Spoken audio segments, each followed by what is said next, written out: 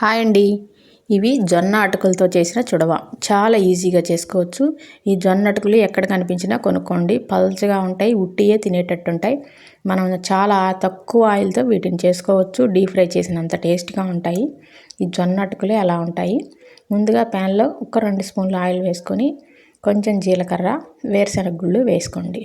ఈ వేరుశనగ గుళ్ళని బాగా వేపుకున్న తర్వాత ఇలా నిలువుగా చీల్చిన పచ్చిమిర్చిని మీ కారానికి తగ్గట్టు వేసుకొని 2 వెల్లుల్లి రేఖలు కూడా వేసుకోండి. మీరు పచ్చిమిర్చి వేసుకుంటే ఆ టేస్ట్ బాగుంటుంది.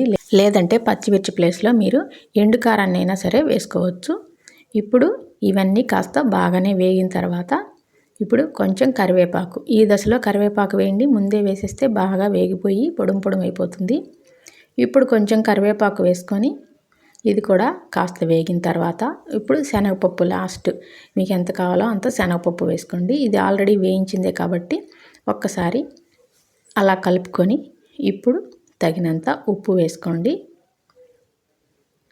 ఇప్పుడు అటుకులు కొంచెం పసుపు కూడా వేసుకొని ఇప్పుడు మనం అటుకులన్నింటినీ వేయించుకుందాం.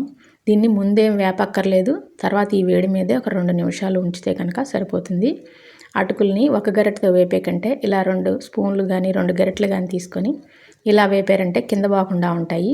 ఇవి బరువుగా లేకుండా ఉండటం వలన కింద పడిపోతూ ఉంటాయి. ఇలా వేపుకొని చక్కగా సర్వ్ చేసుకోండి. నచ్చితే కనుక లైక్ చేయండి.